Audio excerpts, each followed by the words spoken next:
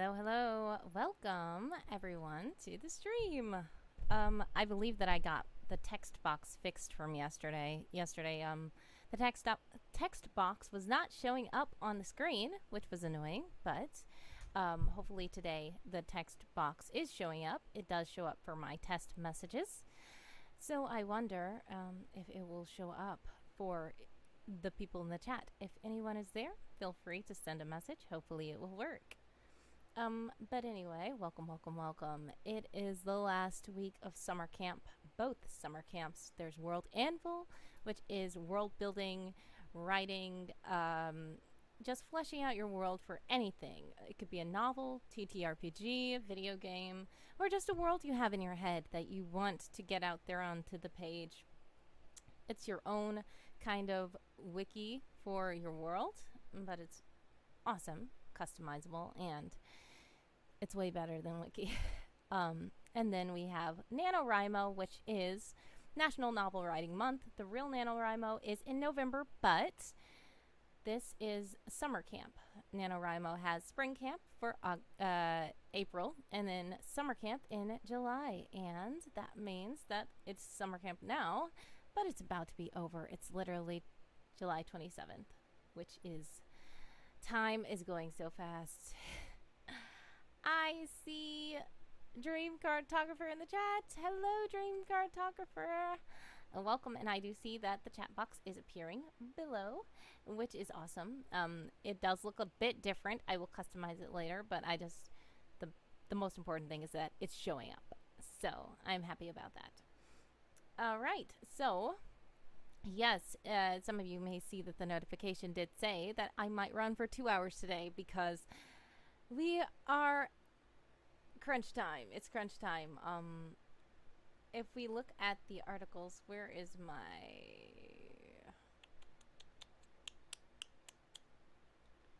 okay. So we have this summer camp articles page. I really want to find my own personal page because it will show my progress. Here you go. If we just click one of these articles and go to Wordy Girls competition page, we will see that I have completed 16 out of 31, which means I have officially hit the silver badge, which is awesome. But we are aiming for diamond. So that's not good enough for diamond. We need to get the rest of these articles done. Also, yesterday on stream, it's funny, I just didn't pay attention that right after I ended the stream, I got a badge on Nano for entering the halfway mark. So that was fun. I did pass the halfway mark on stream technically, but I did not highlight that badge yesterday, but we have it, so that's great. And yes, I did adjust the goal down because at first it was 50,000. Yeah, there was no way we were going to do that. So the good thing about Camp Nano is that you can adjust your goal to meet your needs. And I was being a little bit too optimistic before. I thought that I was going to be able to do the novel writing and do the world building and complete World Anvil's prompts and everything. But I need to focus on one thing at a time. And it's only 1 month. I can finish, you know, the rest of the Troubled Beginnings next month possibly. So I just need to calm down. Don't burn myself out, and do what I can and have fun. It's not supposed to be a rush of you have to do this now and then it feels like work. It's supposed to be something really fun, and it's supposed to be something to help you out. So that is what I'm trying to do and focus on better. This month was pretty neat. I did not burn myself out too much. Clearly, I did not get as much progress done as I thought that I would, but it's okay. One of the achievements that I'm very proud of is that I actually streamed every single weekday, 8 a.m. Eastern Time, which was something new and fun. I only tried it like a couple of times, maybe even just one time last year, and a couple of people joined, but they couldn't even talk because I had the security settings handsome co-host was like blocking everybody and stuff. That was horrible. I had to reprogram him. But yeah, it was a learning experience. It's not to say that this year I didn't have any kind of technical difficulties. Of course, there were several technical difficulties. But I feel like I have grown and matured in this area. I am over halfway towards affiliate status, which is awesome. And I did not expect to have so many followers. And it's just 28 followers, but I still appreciate each and every one of the 28 followers. That and in the chat, there's people chatting and there's people dropping in and viewing. Even though there's not too many viewers at a time, I appreciate everybody who's there, and I know there are some people also watching me on YouTube after I finish these streams and publish them on YouTube to be watched whenever. And I'm just amazed because even though it doesn't seem like a lot of progress, um, it's very special to me, and I appreciate that. I did not expect anything, so any little thing is going to surprise me. um, Dream Cartographer says, co-host, why are you so mean? Yeah, he was a bit mean. I don't think he comprehended the instructions. So he was like blocking people and making it where they had to be in the chat for 10 minutes, but then like they joined late, so then I ended before they could talk.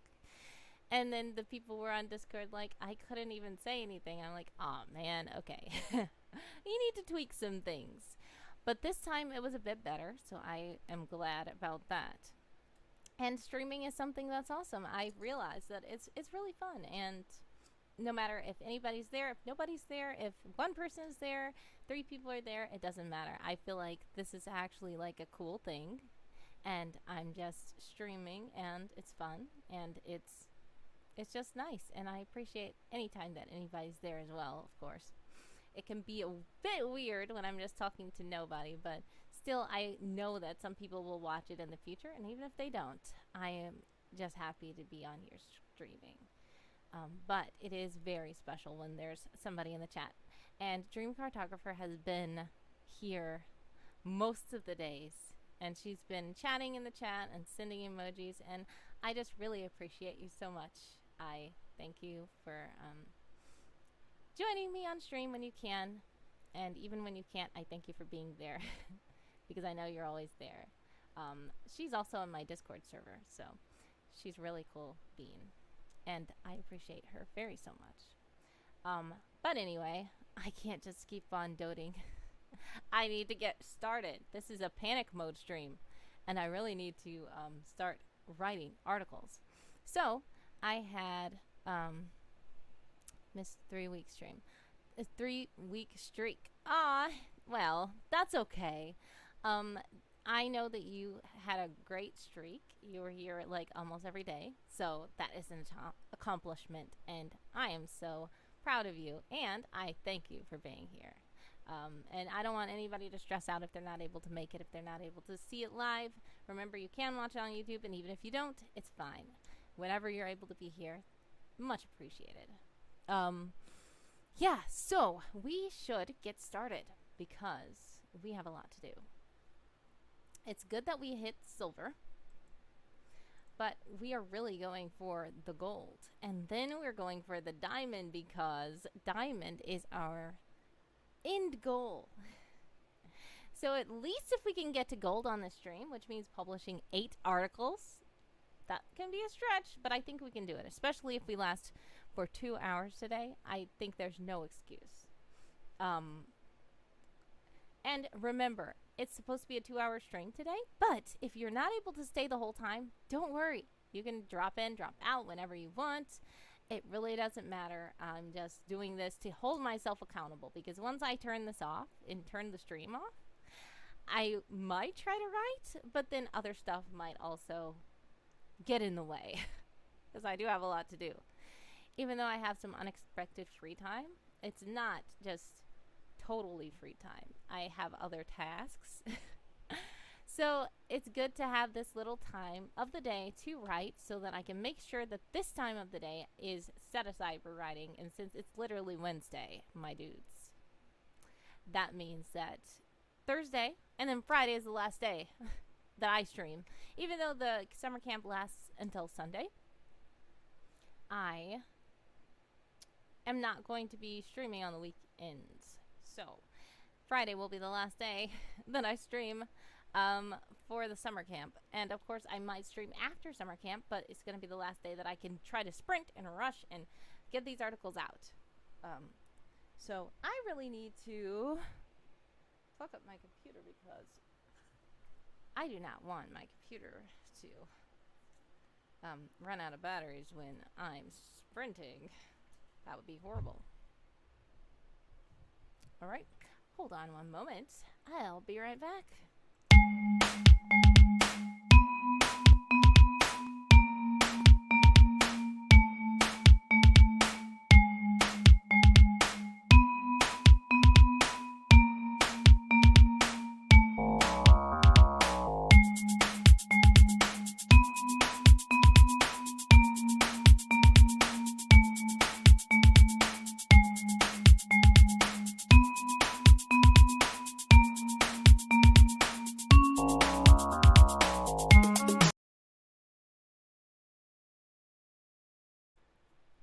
Okay, I'm back.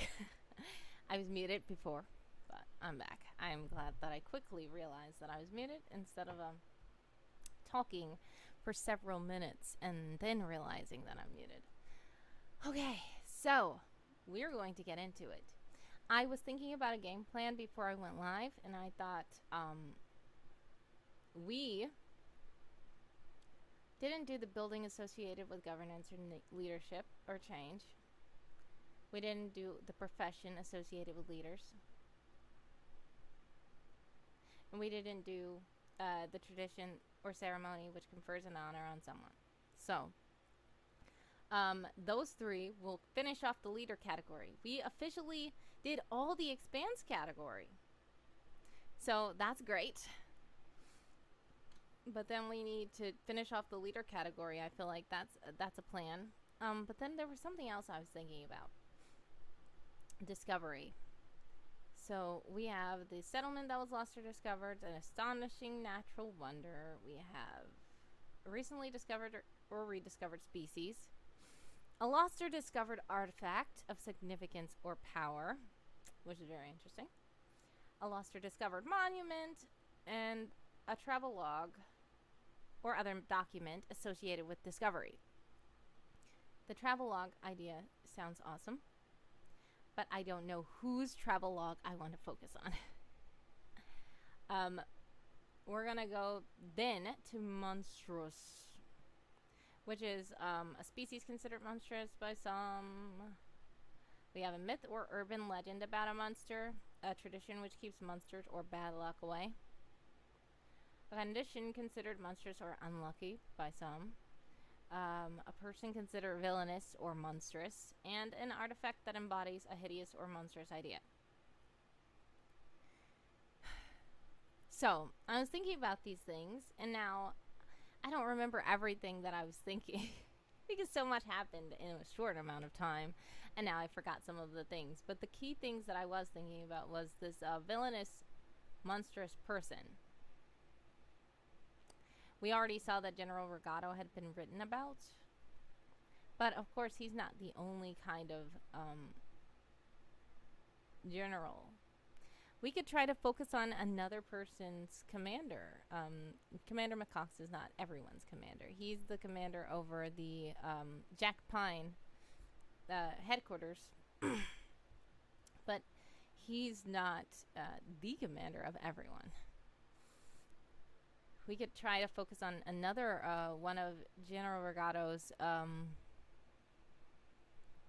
associates, colleagues, because he's on a board. And one of the things is that not all of the board members agree with him when he wants to kick someone off the force, but some of them do agree with him. So we could go into one of those. I was thinking about a tradition which keeps monsters or bad luck away. I'm sure that some of the agents have something that they do before the mission so that they can make sure that they don't get injured or get sent to the Cyrax or something like that. I'm sure that some superstitious agents might have some kind of ritual that they perform or some kind of thing that they do before they go out. That's one of the thoughts that I had. A myth or urban legend about a monster. Oh, yes, of course. Dream Cartographer says there aren't any actual criminals who could fit. Yeah, that's something that I could look at. I was for some reason just. That's another thing. My brain was stuck thinking about everything has to be about Will-O-Wisp. Inside of Will-O-Wisp, this has to be a. You know, focus on Will-O-Wisp and the inner workings of Will-O-Wisp. But that is totally not true. There are people that can be monstrous that are actual villains and not supposed to be on the side of the good guys, you know. So we could focus on that. We could focus on one of the things that I did think about was Ginny's school, and the Adverse school, and the leader of the Adverse school that you know, is doing the bad stuff and trying to plant lies into the minds of people. I was thinking about that later. We might want to focus on that person.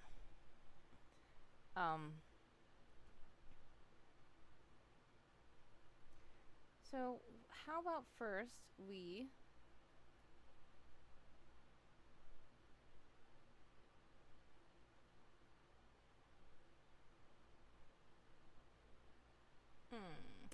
See, I don't like to do too much real world stuff because I was thinking about some of the buildings where things took place. But if it's a real world building, it's boring to write about unless I devote the article to writing about things that happened in my world there.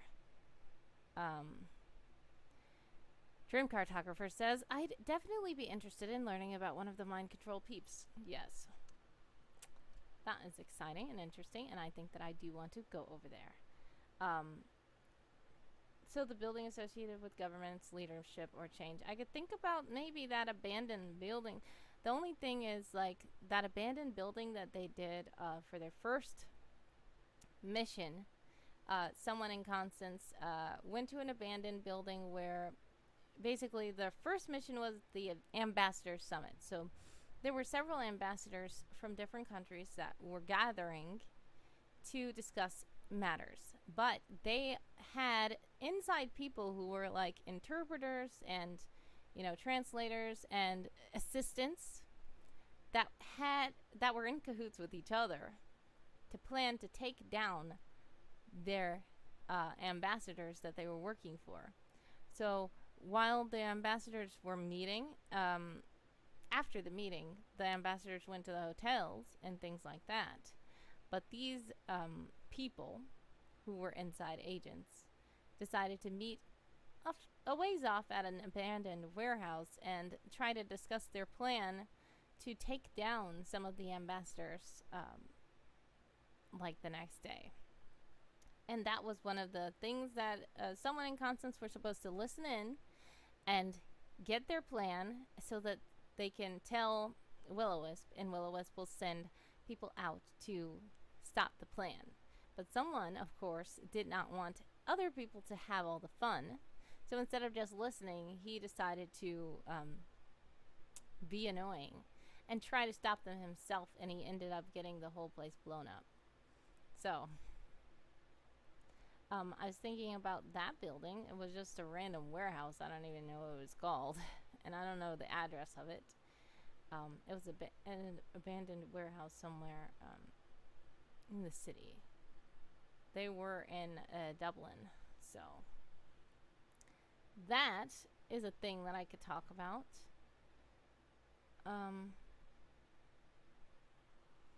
So I think since I just think that, let's just do it. Because if I keep pondering on what I'm going to do, then I will never actually do a thing.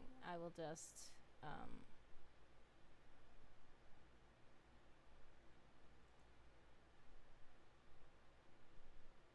okay, landmark. And Dream Cartographer says, Local fun hog ruins everything. That sounds like the headline of a newspaper. That would be cool. Yes. Someone, yeah,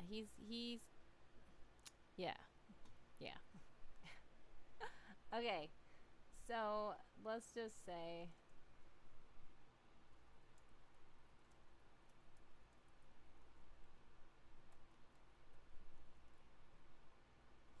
and I'm just gonna say that,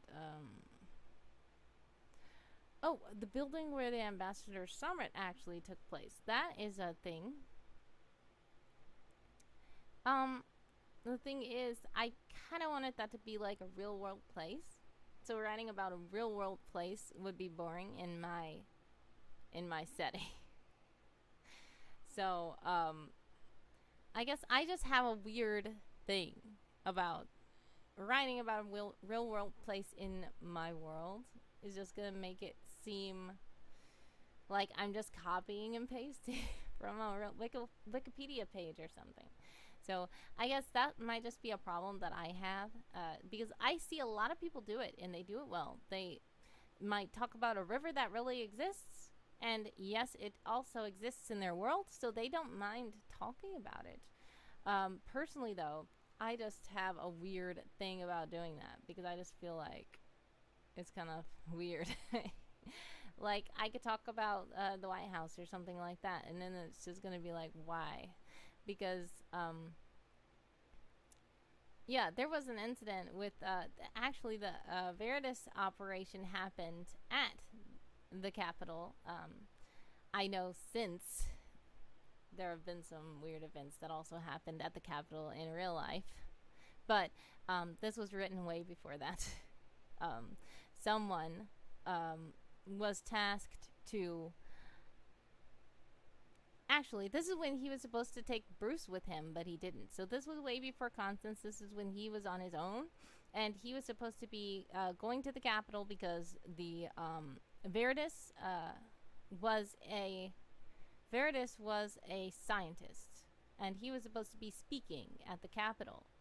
So Bruce and someone were supposed to go and just, monitor everything because they got word that there were some guys that were supposed to come in and try to maybe kidnap Veritas or bump him off or something like that. So they just wanted some spies to be there, having eyes around and being an extra aid to the CIA.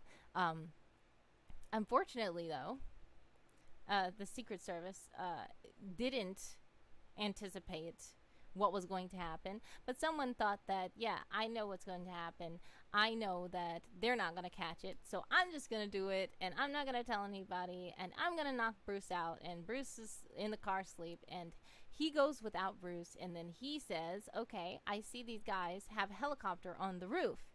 And the guys were really going to plan in to come down from the ceiling, grab Veritas, take him into the helicopter, and fly him somewhere because they wanted, for one, they knew he was a scientist and they knew that he had some ideas that they wanted to use. And also, they wanted to hold him for ransom so that they can get some money.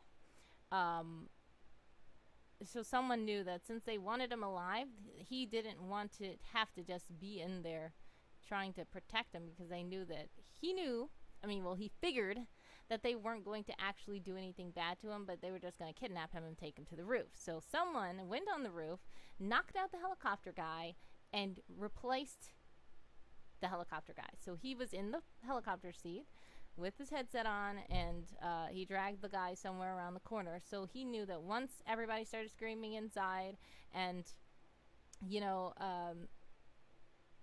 the guys came up to the roof and got in the helicopter, he was just gonna fly them somewhere else. I don't even know what he even thought because he's like, he had no partner or anything.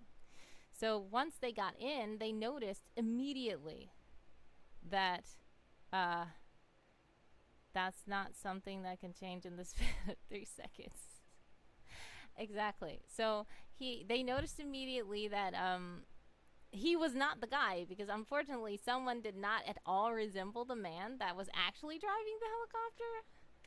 So when he was trying to cover his face up and trying to not talk, but they saw him anyway, and they were already in the air and they had their guns, and Veritas was panicking, And then they started fighting in the air, and nobody was driving the helicopter. And this was horrible. And Verdis is over here, just like, oh, and then we know what happened at the end without too many details. The plane, I mean, not plane, helicopter ended up like crashing and blowing up, but he was able to jump out with Verdis, and they landed in the water, and yeah. So then Bruce wakes up with so many missed calls from Commander, and Commander's like, "Where are you? Why are you not there? What happened? What's happening?" The helicopter blew up, and then someone's just like, "Well, Verdis is okay," and I stopped the guys, so. And he's like, "Nothing's wrong." So, that's when he got benched, because that was considered reckless. Yes, so Dream Cartographer says, wait, so someone basically kidnapped Verdis himself and hijacked the helicopter. Correct. But the problem was, Verdis was not thrown into the helicopter alone. That would have been more ideal. Instead, Verdis got into the helicopter with two other guys that were holding him. They had the guns, and they were like putting him in there. And then they were like, "Go, man, go ahead, fly the helicopter." And then they realized that, hey, that's not the guy who was flying the helicopter. And then they knew that he was like somebody else. But his plan was just to, like, I don't know, fly him somewhere. I don't know what he was thinking. Someone is crazy, okay? He's just crazy. And yeah, it didn't work out the way he anticipated, but he didn't see a problem with how it actually went down. He thought, okay, since everybody's okay, this was not a failure. But Will-O-Wisp thought otherwise, and he was benched, and he was not allowed to go out into the field at all again after that, unless he agreed to go with the partner and not knock the partner out like he knocked Bruce out.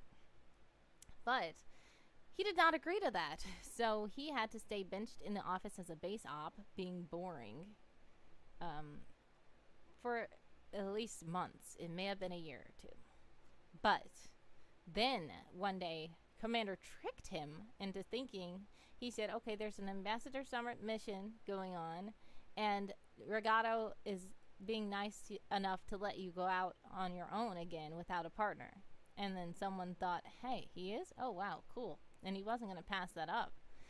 So then when he went to the office to see Commander, really, Constance was there. And Commander was actually, like, trying to trick him. So then he saw Constance and he was like, oh, man, you tricked me. And then he just tried to leave without her, but she just tagged along anyway. So Dream Cartographer says, this could have maybe been a more sensible plan with 2 more minutes of forethought and preparation. Yeah. And the facepalm emoji. That's right. Someone is sometimes so impulsive that he's like not thinking things through. He just thinks, do it. Go, do it. And then sometimes it messes up and like, he's just, I don't know. He's just crazy. Okay. But yeah, that's enough about that. I'm talking about it so much and I'm not writing. So yeah, I wouldn't want to write about like that because that's the Capitol is a real building. And like the place in Dublin where the ambassadors were meeting, that's a real hall. So we are going to sometimes, says Dream Cartographer. Okay. Yeah, so we're just going to just do this warehouse because even though it's not really associated with governance or change, it's technically was because these people were using it for such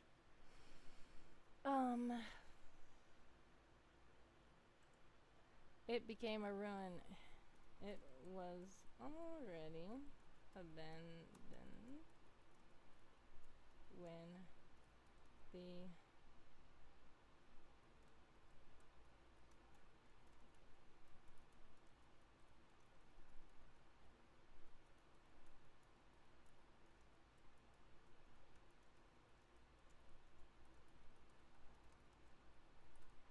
okay.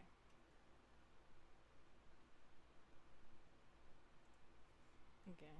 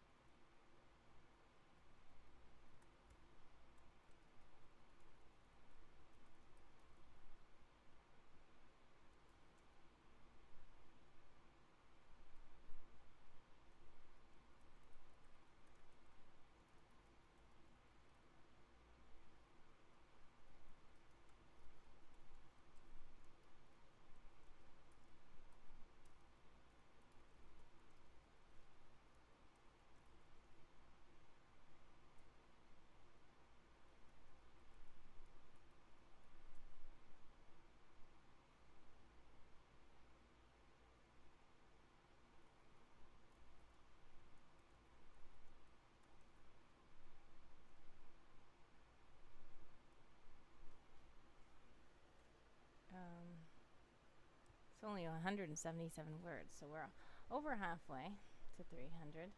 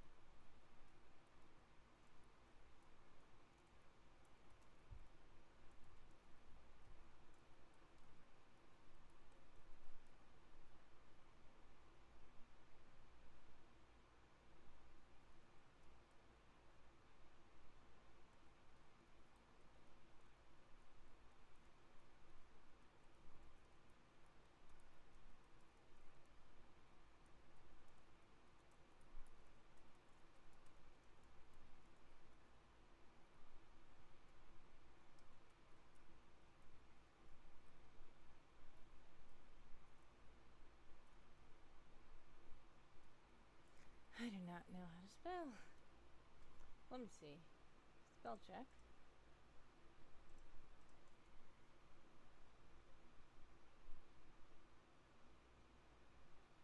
There's two different ways to spell it. Okay. I thought so.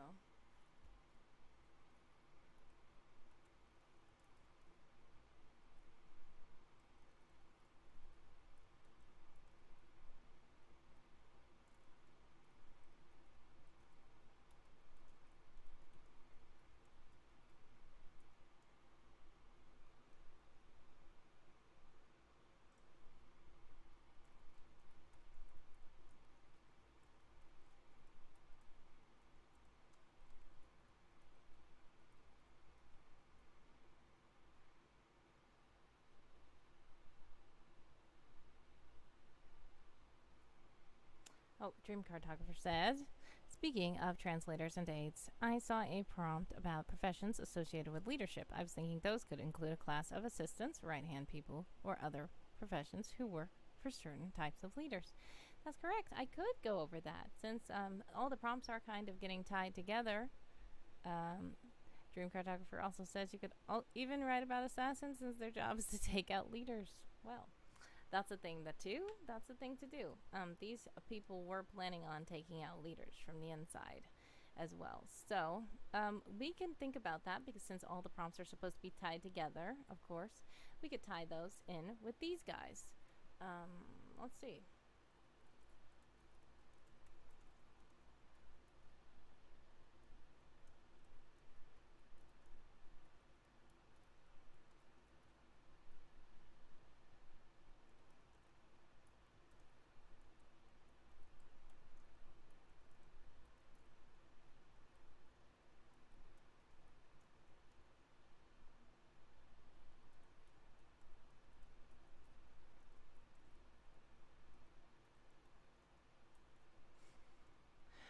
Um,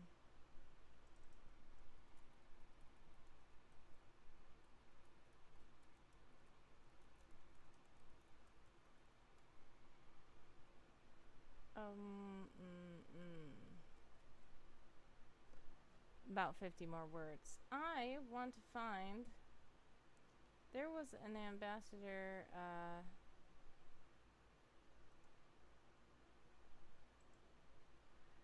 I had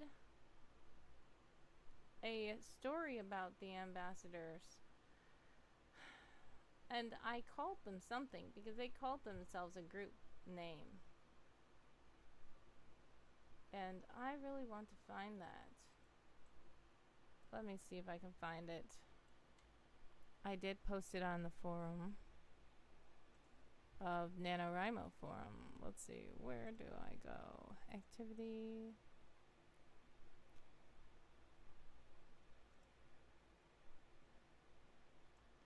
So these are things that threads that I posted on the forums of NaNoWriMo. And no, I don't have that many notifications. There's a weird glitch where it shows that. Let's see.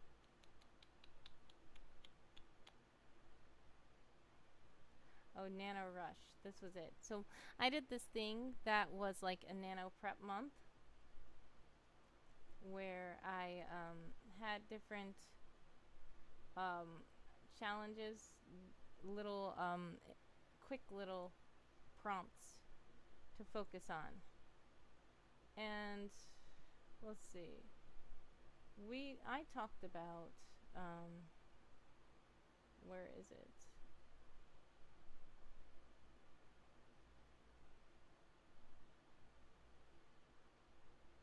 There was one that I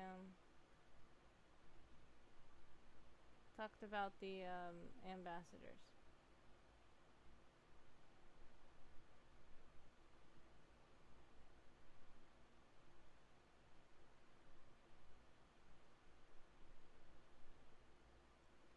And I don't see it. Where is.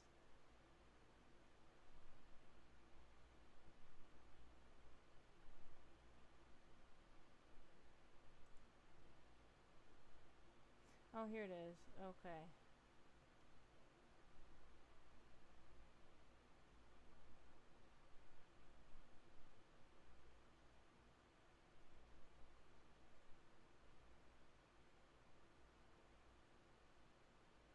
Okay, so I didn't really tell what they were called in that clip either. So I will just have to either make something up until I actually remember what they were called, or just have a placeholder name. Um,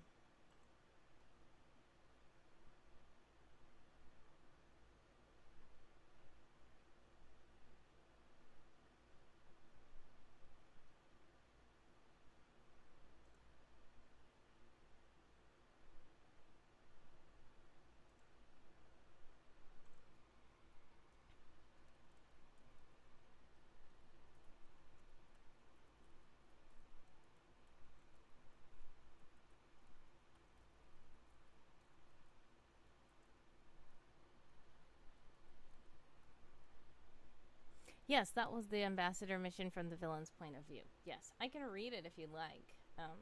It's quite short. Um, let's see. Three sets of large doors at the side.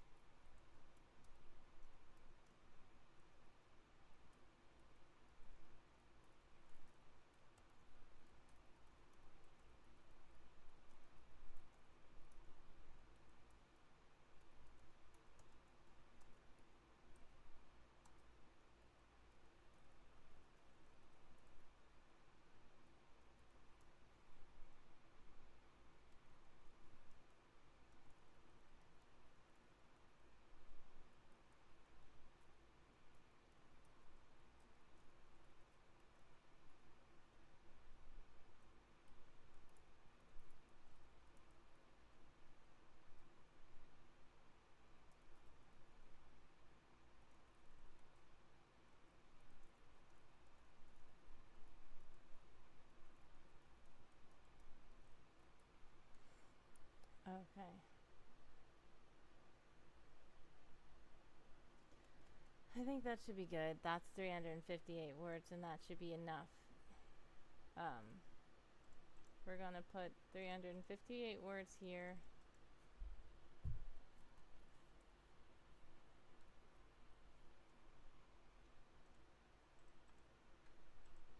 And we're going to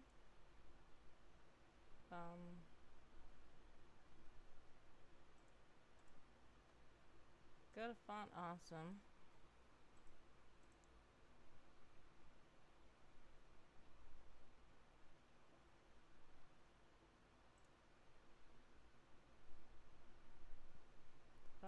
Let's see.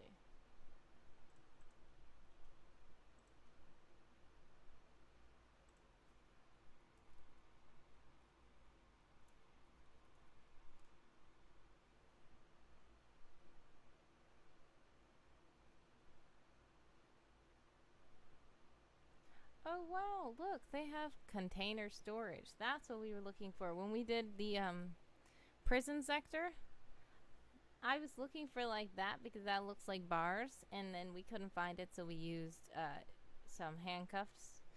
But I think I want to go back and change it to this because this looks better to me, like gel bars. But I don't know. We'll just do this warehouse. Where is it?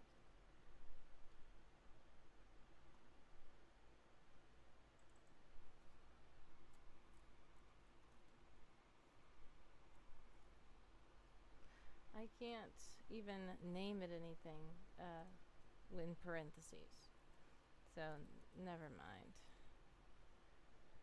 And we'll say that this is the building associated with the governance, leadership, or change.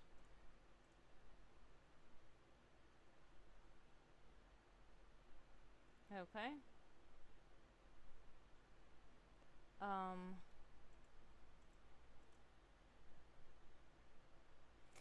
It's been almost an hour, and we've only published one article. That's totally fine. We're going into our second hour, so thank you to everybody who's still here watching. I did not even have any music playing or anything. It may be really boring sounding to you guys. If you guys want music, please feel free to let me know. Some people may be annoyed by the music, so it all depends on you. 17 of 31. All right. So we just have a profession associated with leaders in the world, and that could be the ambassador assistants.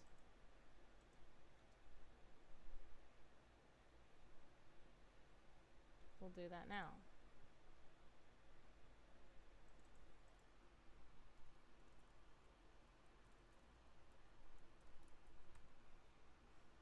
Okay.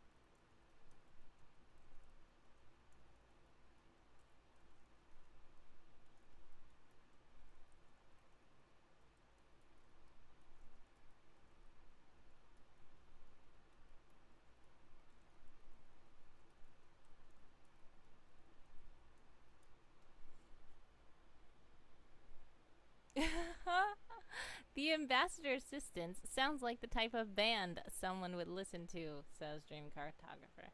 That's so funny. That does sound like something. Um,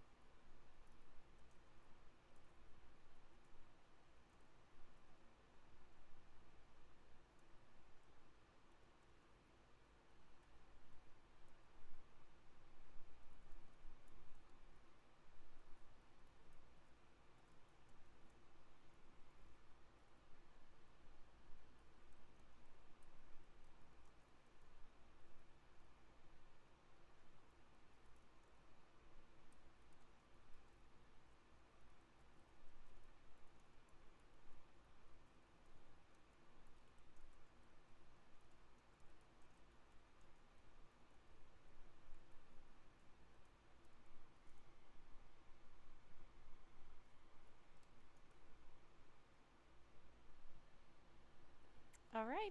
Dream Cartographer says that she's going to go eat lunch and she might be gone for a bit. Well, thank you so much for stopping by. I appreciate you and all of your comments. And thank you for being here. Enjoy your lunch. Have a wonderful lunch. I'm going to see if I can keep publishing more articles.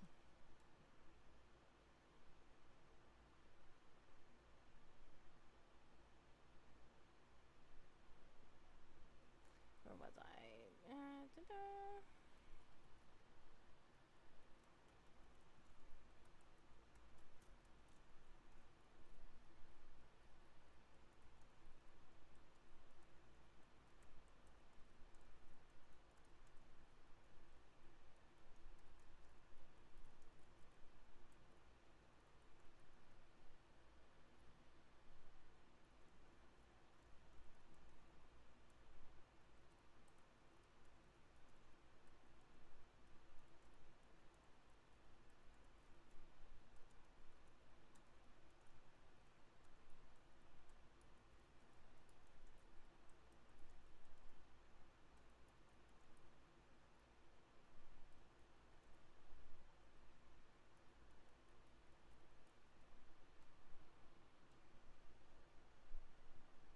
All right, halfway.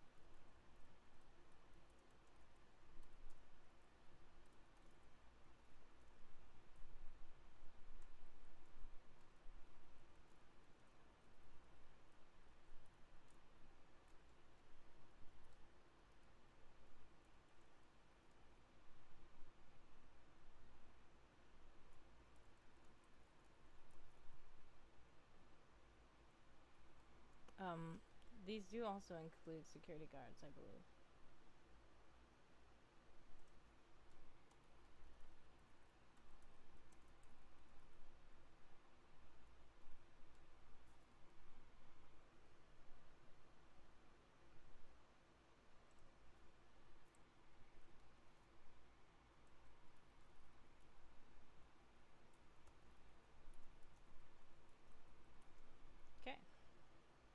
Mhm.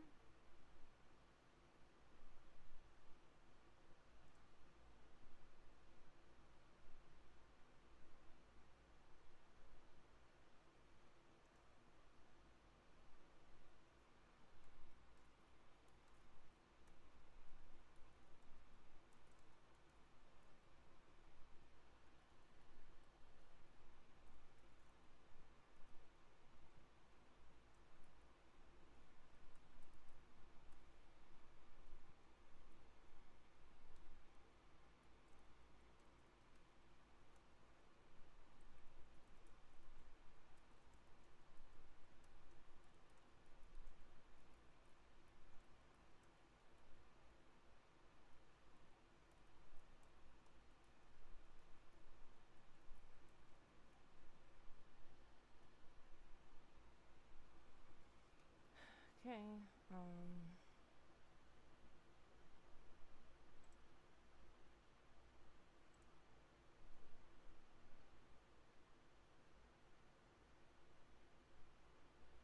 Let's see. If you were just now tuning in, welcome, welcome. We are sprinting and doing lots of writing for World Anvil Summer Camp and NaNoWriMo Summer Camps. World Anvil is all about world building, and that's the interface you see here. I am writing articles that are doing some backstory on the worlds that I am writing, and NaNoWriMo is National Novel Writing Month, but it is not November, which is actual National Novel Writing Month. It is summer camp for November. I mean, not November. Summer camp for NaNoWriMo in July. They also have spring camp in April, but it is summer camp now, and we are doing some writing, and we are using these World Anvil words to count towards our NaNoWriMo goals. World Anvil Summer Camp has various prompts, and I am trying to submit all these different articles that are kind of giving an idea of where in your world you'd like to write. Right now, I am working in a profession associated with leaders in my world. And there are ambassador assistants. And these people are various members of the diplomatic staff, translators, secretaries, drivers, security personnel, and other people who aid ambassadors and make their travels comfortable, protective, and safe. So we're just talking about some of the things that they need to do their jobs.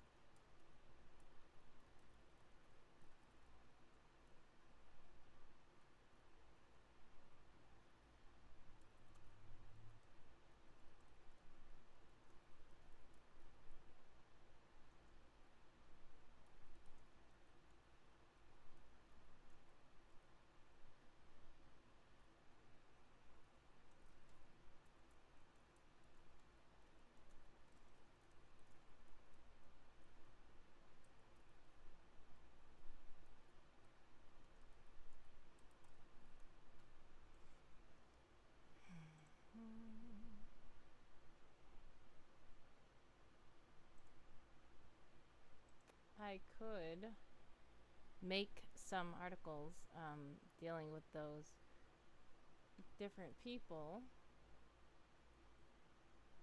that are that were in the Ambassador Summit story. But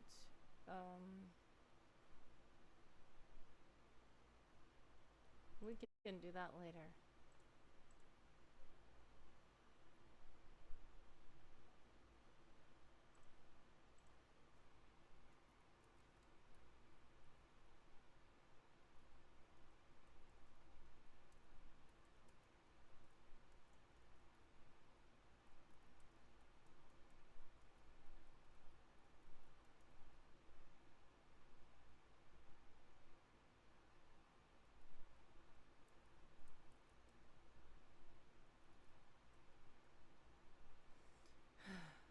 No.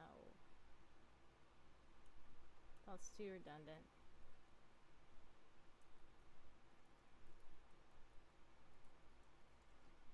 Okay.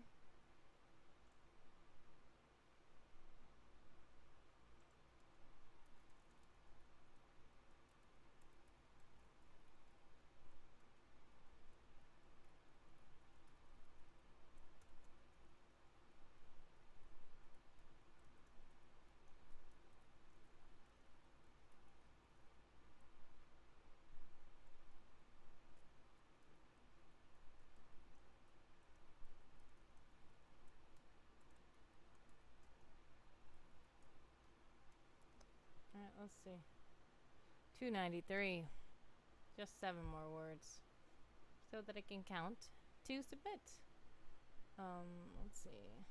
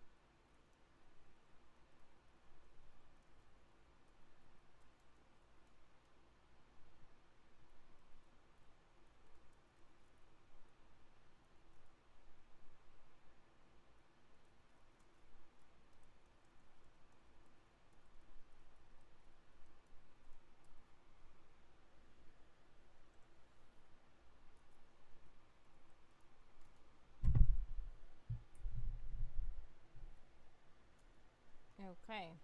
So that's 349 words. We're just gonna put 349 here. And update the progress. I know what I forgot to do. I forgot to, with this, oh.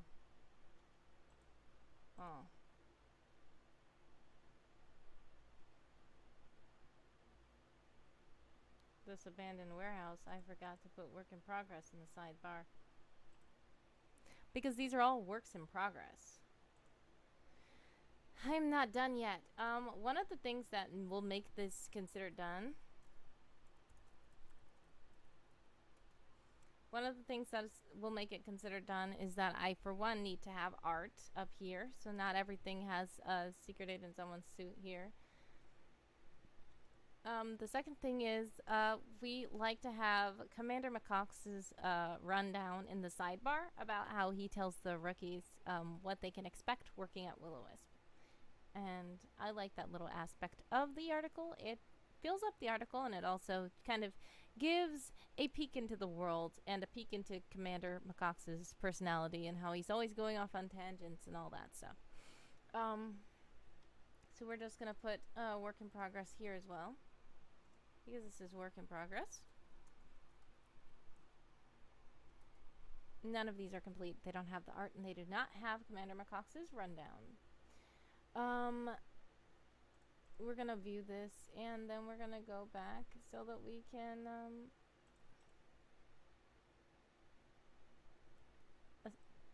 submit it to profession associated with leaders in my world. Now we can go to Font Awesome and find a cool icon for it. How about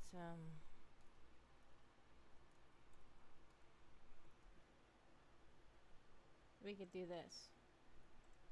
Handshake.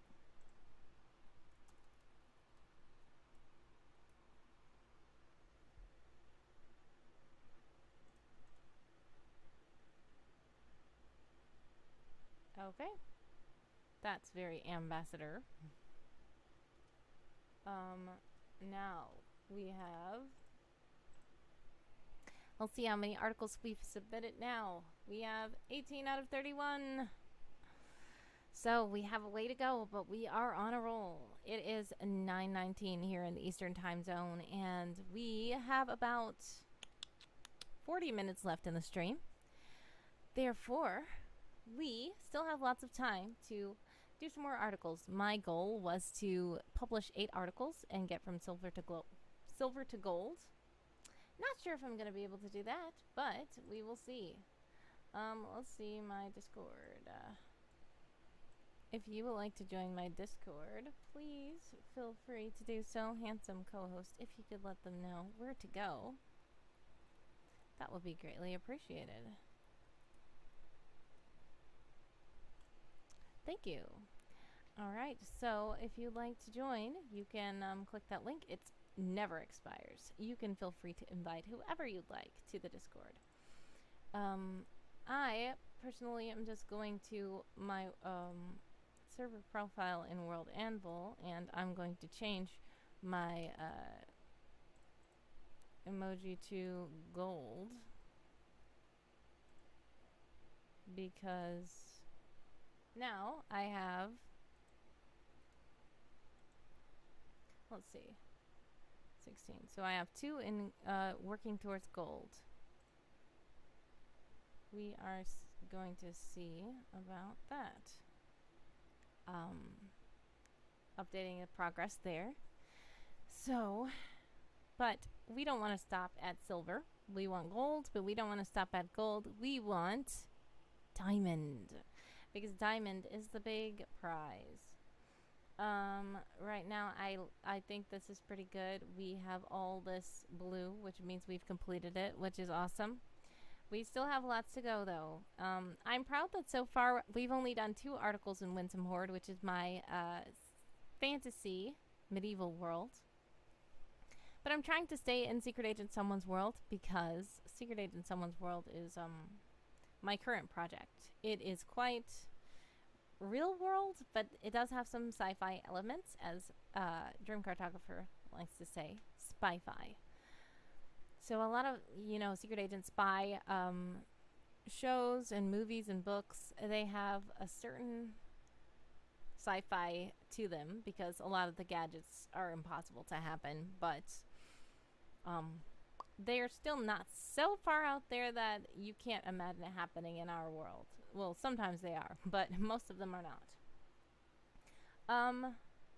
What else can I look at? Okay, we want to finish this. A tradition or ceremony which confers an honor on someone. I feel like, just for the kicks, I would want this to be something that actually conferred an honor on someone. Elsewood, which is the main character of my current project, Secret Agent Someone. So, if we want to, I was thinking about maybe how the agents become elite agents. What is the process of that? I do know that all over the area, all over the different headquarters of Will-O-Wisp, someone was celebrated because he became elite in less than a year. And there's a section of my world somewhere that Commander McCox tells about this.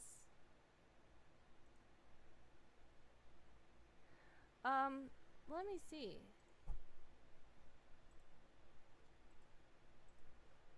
I feel like,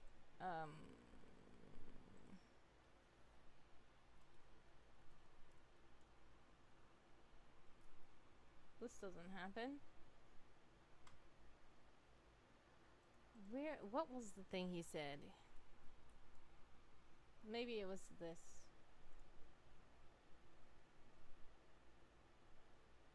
Oh no, it's not, because,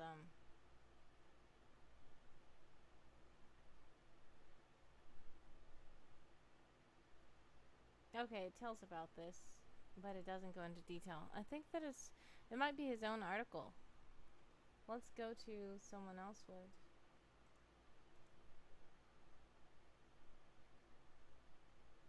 Names are unimportant, says someone else would. Yep, let's see what he says about him. No, that's not even it.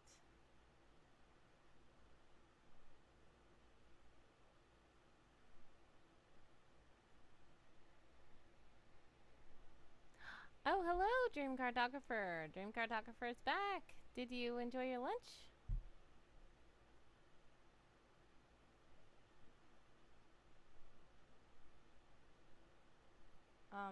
This.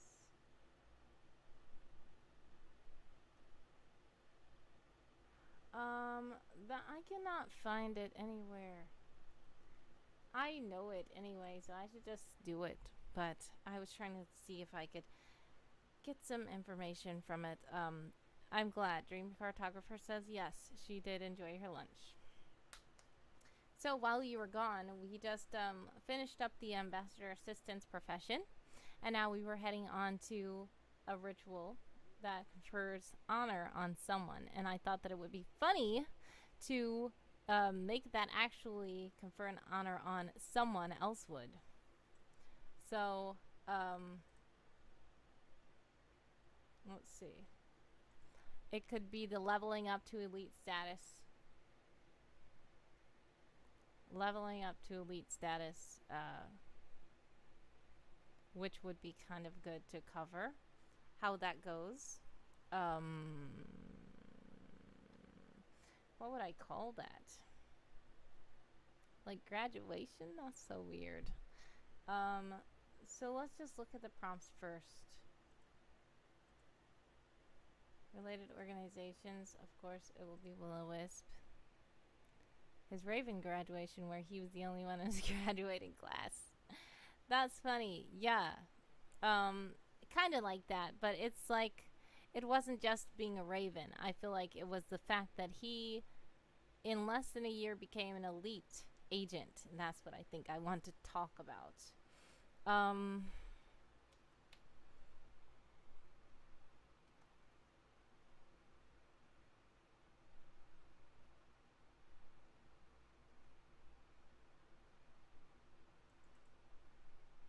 I can just call it becoming elite right now.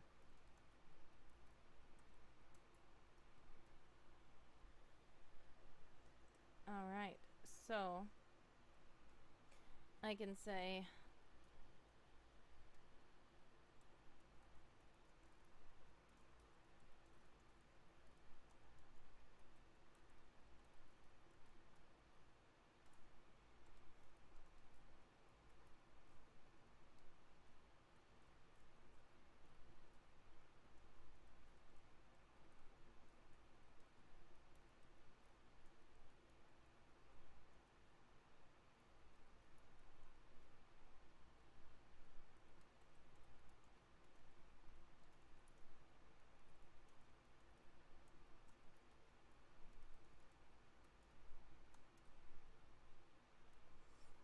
Oh, you know what? I'm feeling like I'm talking in a voice. Like, that's not how things go.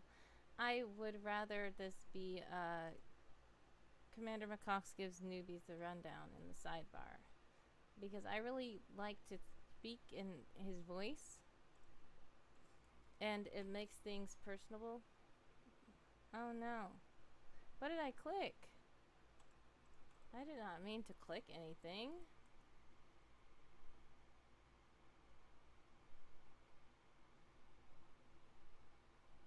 Also, it's not the word someone if it's not ruined for everyone.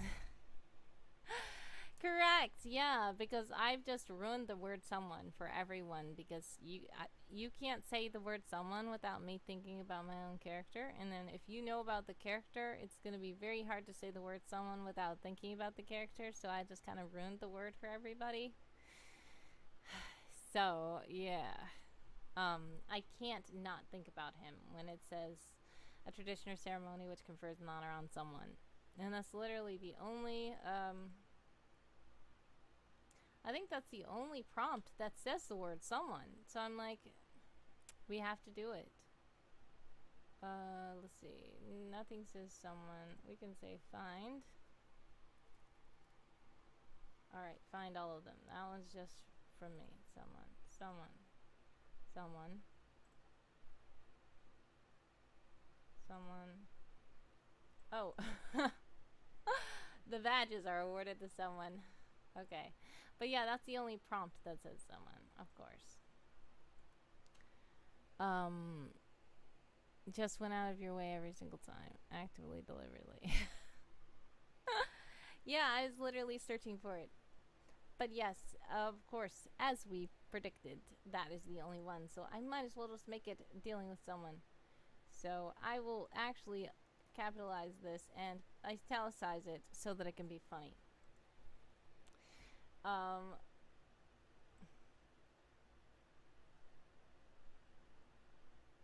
And I would like to focus on the whole celebration because this was literally like a celebration when he became elite.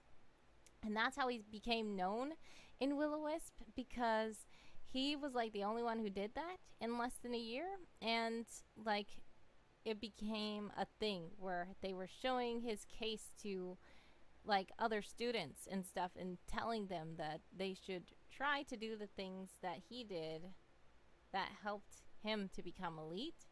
But I guess not the reckless things. He didn't do too many reckless things before he became elite, though. Mainly because he was just in his classes, so they didn't really know. They didn't really. He didn't really. They didn't really know how he would work out of the field. So basically, yes, he did have a few missions out in the field before he became elite. Because first, if you don't know about the ranks, you are a junior sprout, and then you are a usually they start off as base operatives, which just stay in the base, of course. A junior sprout and an introductory intern are kind of on the same level, but junior sprouts are children. He was technically 18 when he got inducted, so he wasn't really a junior sprout. He was just an intern. An introductory intern, because he just got recruited, and then he became a base operative, then he became a field agent, then he became a super spy, and then he became an elite agent. So mainly all of this was because while he was at the headquarters and doing his classes, a lot of the classes were like teaching him languages and stuff like that, but he already knew all the languages. If you don't know about his past, about his childhood, he had a lot of time to learn a lot of things. So he kind of already knew a lot of things before he got schooled at Will-O-Wisp. And when he did, they realized, oh, okay. And then they just started, instead of taking the time to enroll him in the classes, they realized, let's just give him the end test and see if he passes. And then they give him the end test and he passed without even being enrolled in the class. So Yeah. So finally, after he'd been successful for so on so many missions and so many classes and everything like that, they just said, okay, this guy's an elite. He's too good. He just joined and he's too good. So they promoted him instantly. And yes, he was celebrated all over Will-O-Wisp, and they decided to like show his case to others to let them know that like it's possible. But yet nobody else has done this since. Dream Cartographer says they just threw a party for him. Oh my gosh. Playing with fire, inflating his ego like that. Yes. And yes, playing with fire. Quite the play on fire. Um, I just really feel like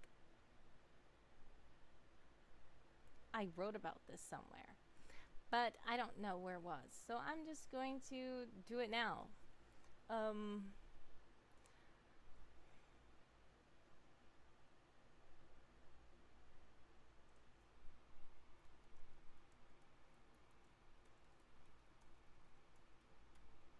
I'm calling it becoming an elite in less than a year, but it's going to be called something else, okay?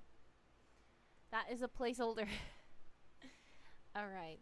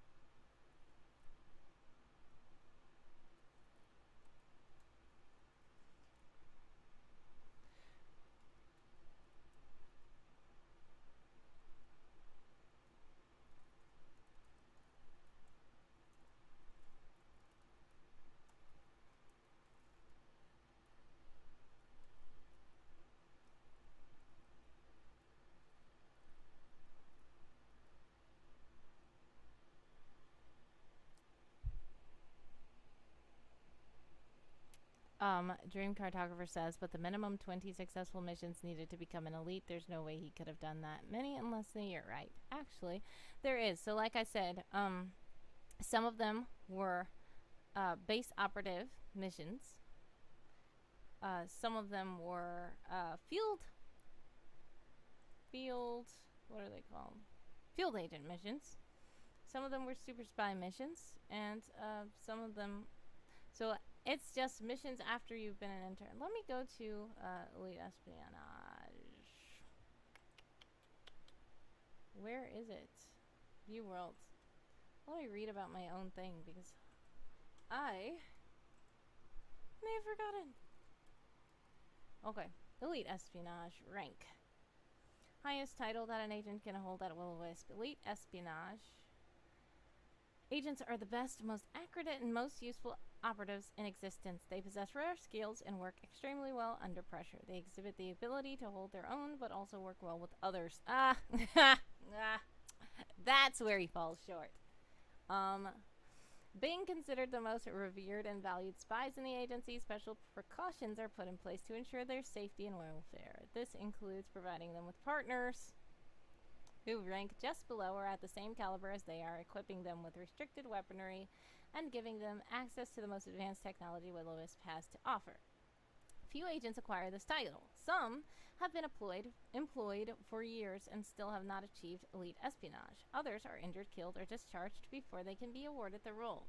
Most of those fortunate enough to have been given the role have worked tirelessly over the course of years. They improve on speed and efficiency with each mission, learning new skills in their downtime, and train relentlessly to become the best of the best. Many of the elite espionage agents know at least 5 languages. That's a check. Have single-handedly accomplished at least 20 operations. That's check. Are versatile with assignment types from infiltration and stealth to impersonations and seductions. Check. They are also very tech-savvy. Check. Often being able to learn and comprehend the workings of a new piece of equipment within 24 hours. That's correct.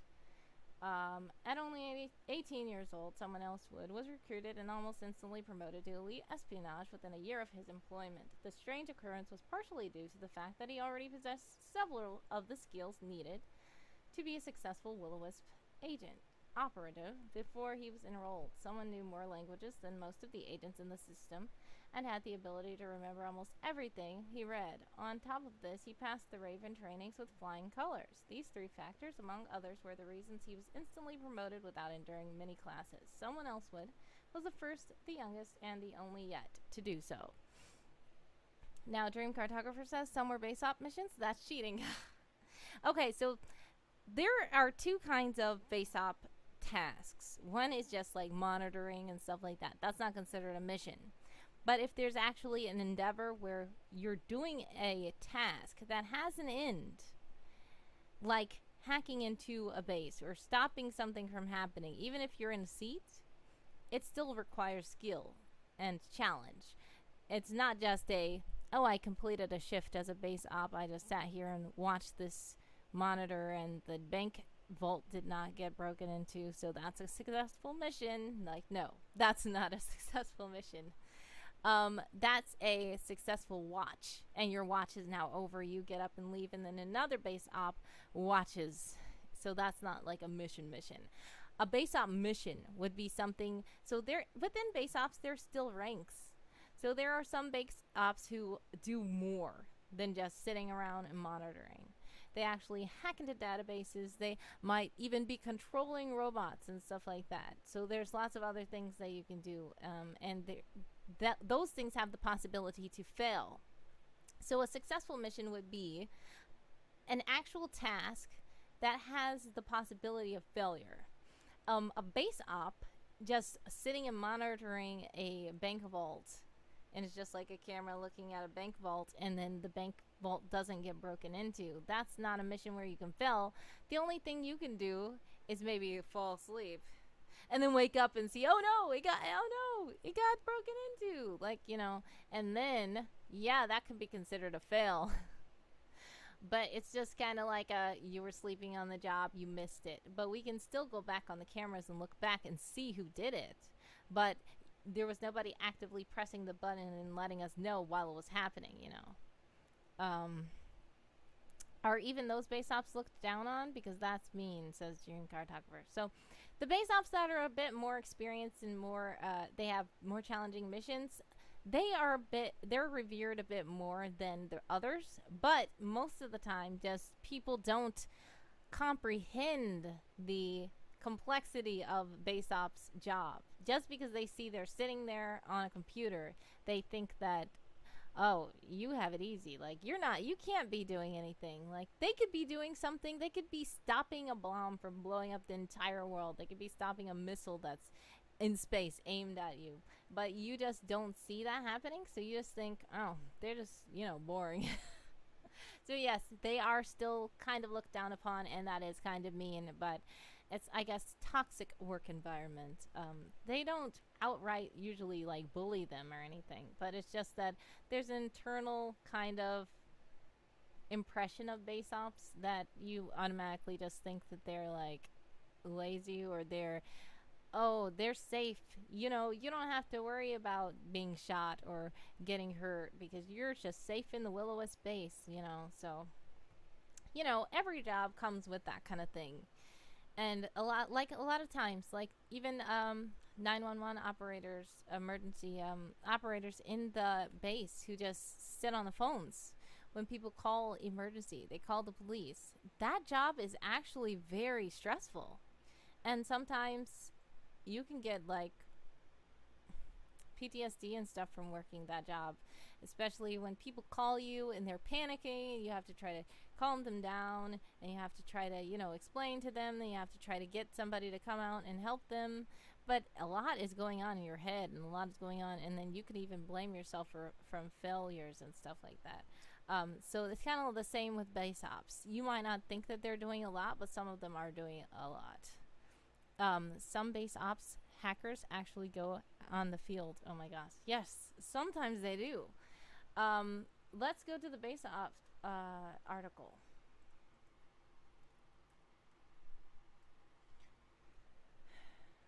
Alright, so this is base operatives. Lowest rank an agent can hold. Though not at all the least important. While the agent roles seem to place most dangerous at the top and least dangerous at the bottom, base ops are the core of the agency. Without the braves who work from their computers and desks, doing research, interfering remotely, monitoring suspects, and reviewing evidence, the Will-O-Wisp organization would not be what it is today. Dream Cartographer 100%, 1000% agrees about the 911 folks.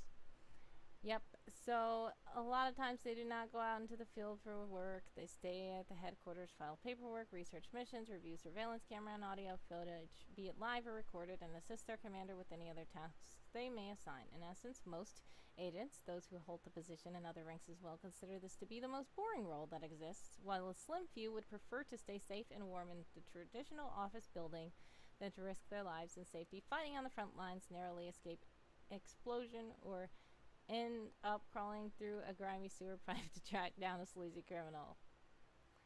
While the hotshots are out doing the groundwork, base ops are doing all the paperwork and research, documenting trends, fishing important details, and firing on targets from afar. Some base ops work in technology, hacking into databases, creating false trails, and following cyber criminals. Yep, so it doesn't say anything about how they, yeah. This is such a crap hierarchy. It's a tech genius trader situation waiting to happen. Oh yeah, so you're saying that like if they feel so inferior, then they might just, you know, decide to hack because they have the skills. Yeah.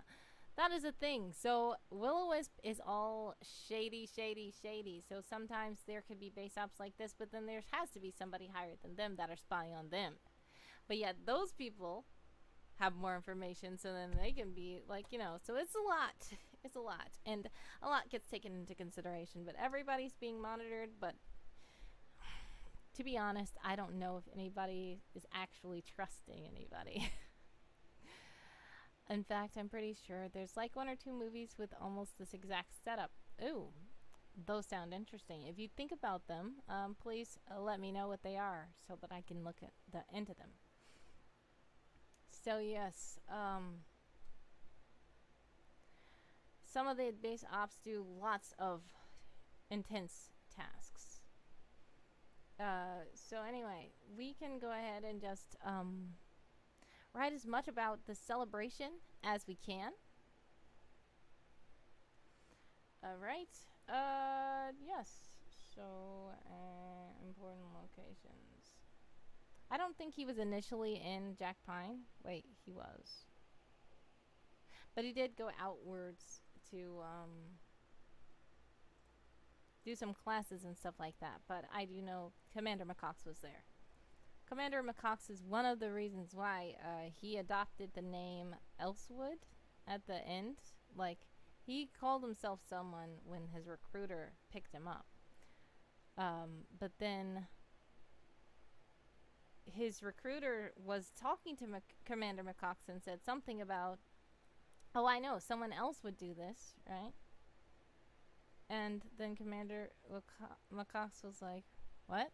So he thought it was like Elsewood was the last name or something. I have it somewhere, but I will probably publish it at one point. Let's see what Dream Cartographer says. Free Guy isn't a spy movie, but one of the first things I thought was the sunglasses people versus the ordinary residents of that game. Yes, Free Guy looks like a very interesting and funny movie that totally makes fun of the NPCs, but yet it seems like it has like good, I don't know because I haven't seen it, but I need to see it. It's out now. It's been out. I do remember when it first was advertised, we wanted to see it. But I think it did get delayed because COVID or something like that. But when it finally came out, I just couldn't find the time to see it. I should watch it soon. Yeah. So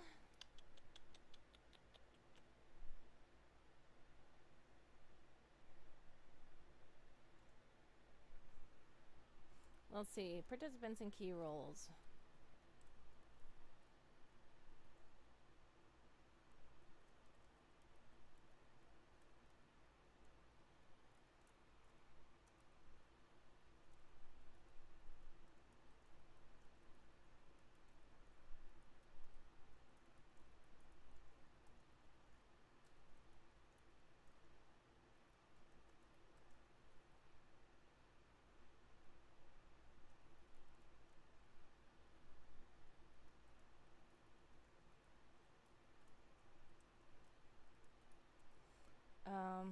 So this is when okay, let's see. Dream Cartographer says Free Guy is awesome, but the trailer is a mega liar pants. A mega liar pants. So yeah, I understand what you mean because sometimes you will watch a trailer and think, "Oh wow, this movie seems like it'll be cool." And then when you watch the movie, it's nothing like the trailer. That doesn't necessarily mean that the movie is bad, but it's nothing like the trailer tried to make you think the movie was. And yeah, when that happens, it's kind of like, "Oh yeah." But yeah, I understand, and thank you for warning me so that I do not Okay, let's see. Spies in Disguise keeps floating into my brain as well, maybe because of the unappreciated techie protagonist and the worshipped top agent. I did see Spies in Disguise, and that was fun. That was funny. That was lots of fun, and yeah, he was like, of course, such a praised agent because he was the hotshot and he was so egotistical, and then like the little tech guy was like underappreciated, like you said. But it came up to the tech guy saving the day because when things happen, even if you can't see, spoilers, which I don't think this is very spoiler, but the top agent turns into a pigeon. So, it may be up to the tech guy to help him figure out, and the tech scientist person doesn't necessarily go out and do all that stuff, but sometimes when things like that happen and you turn into a pigeon, you can't solve your own problem. You do need somebody that has some biotech chemical expertise to try to reverse things. So that is a great example as well. Spoiler. I know it's that was a joke. That's why I said spoiler because really it's not a spoiler. Everybody knows that's the premise of the movie and it's shown on the trailer. So of course that was not a spoiler at all. I was trying to make a joke. Yeah. Let's see. Observance.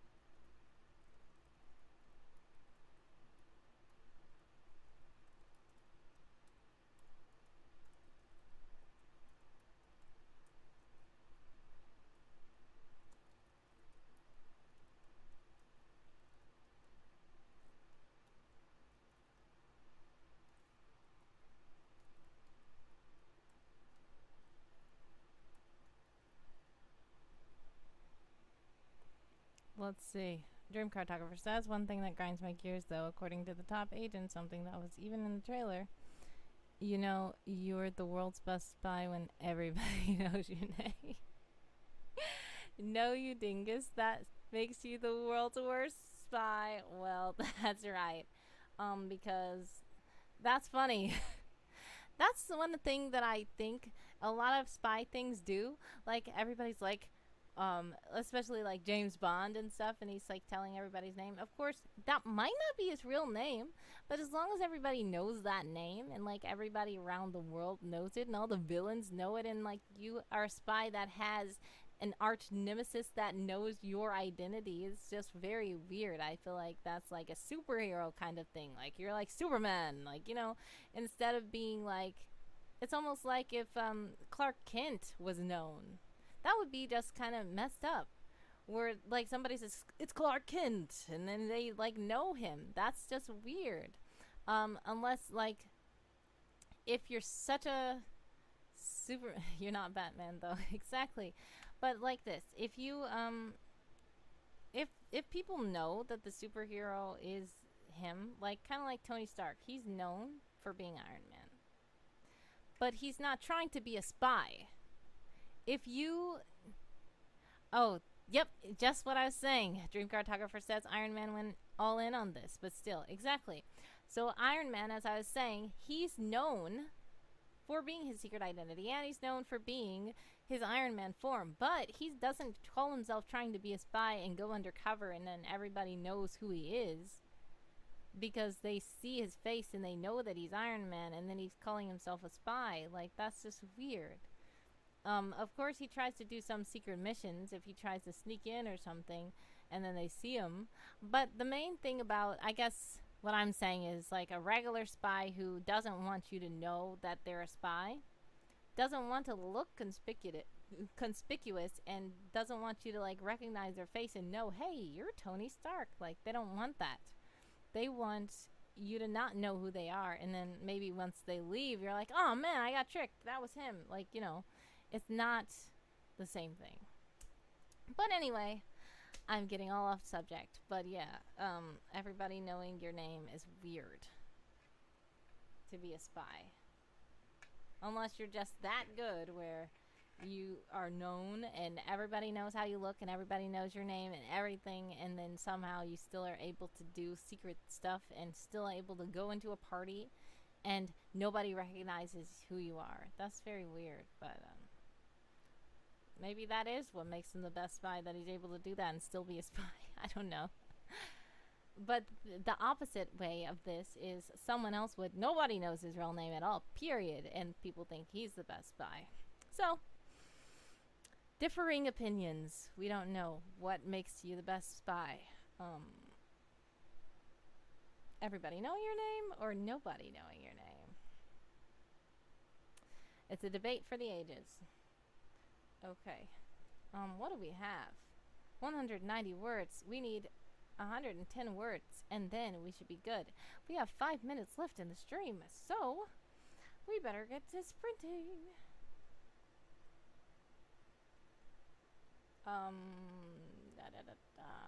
Execution.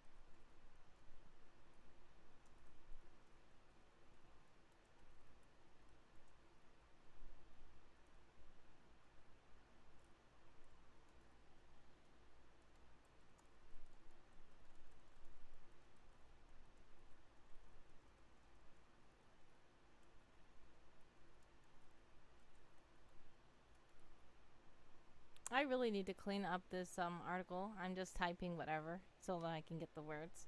But I'm going to clean up this article and make it better.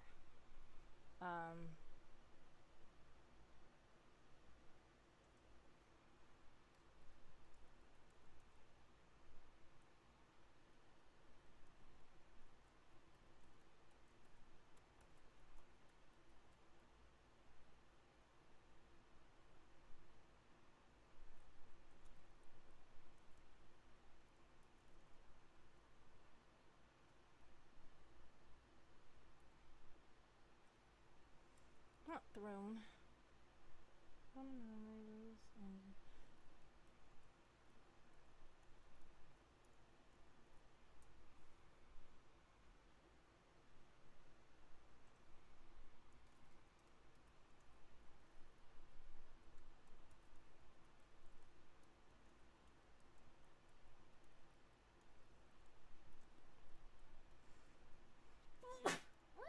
Excuse me.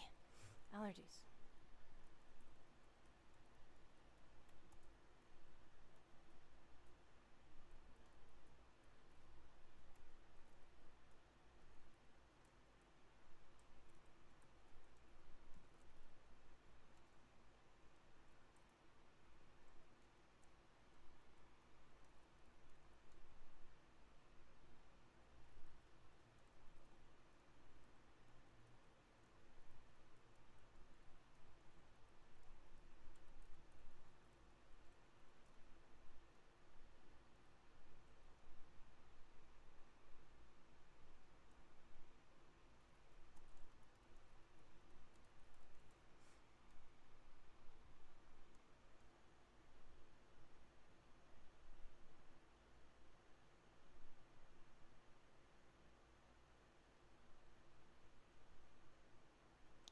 we can go to Commander McCox's rundown.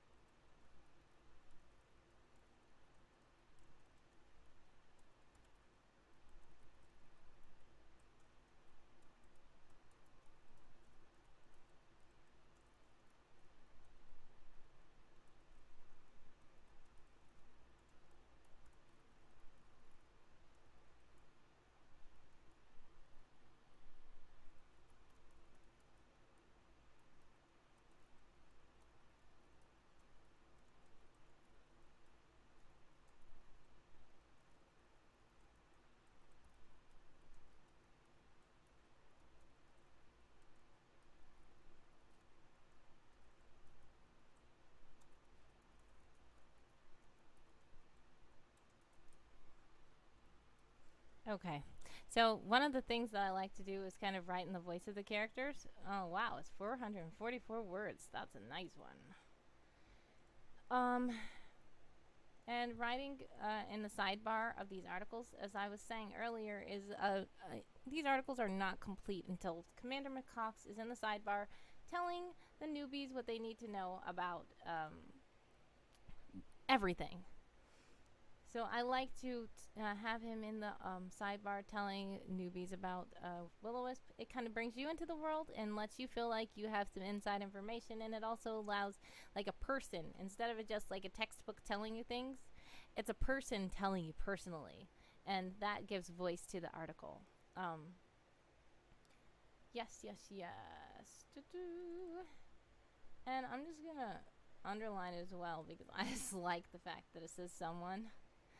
And we're just going to do a tradition or ceremony which confers an honor on someone. And we're just still going to put in the sidebar work in progress because it is still a work in progress. It's horrible. It is. But I think that I'm still going to tomorrow stream for 2 hours again if I can, because it wasn't as productive as I wanted it to be, but we did get a lot done. And I'm glad about that. And we don't have very long before the end of camp. We'll see. Dream Cartographer says, something I've been thinking of lately. Someone can't be the only Will-O-Wisp agent who's as off the wall as he is, but he's probably the only one who's practically the perfect agent right out of the box. That's probably why the council is so reluctant to boot him. Correct. So the average agent who decides to be reckless will probably just instantly get booted with no protest. The problem with him is he's so good because he started instantly. He already knew a lot of things. Yes, Dream Cartographer says, while anyone else who is even as half as wild as him is more expendable. Correct.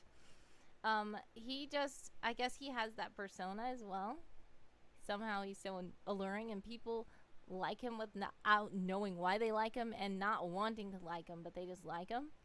And he's so knowledgeable. He's so quick at learning everything. He has that little cheeky attitude as well, and it's just so hard for people to like let go of him. And the missions that he's accomplished, they're like, he did this mission that would have taken somebody else a week. It took him 3 days. And like everything he does is so they're like, we don't want to get rid of him because if we get rid of him, we'll be less successful. And that's another thing. He gets jobs done. Even if he's reckless, he gets jobs done. And if somebody else tried to do it and then they failed, or if they took too long, or if they ended up not being able to do it exactly, you know, then they will feel like, oh man, Elsewood would have been able to do it so quickly and so easily, and he's just so awesome. And yeah, we don't want to get rid of him. Dream Cartographer says, but he keeps nuking his own halo effect from orbit. He keeps nuking his own halo effect from orbit. Correct. So he could be better if he was a little bit less reckless. Like, he already made it up there. He can actually just calm down now, but he just doesn't want to. Because it's his internal personality as well. Yeah. It's a lot. But yeah. That's the thing. Dream Cartographer says, I guess someone's victories aren't quite fierce enough for them. Okay.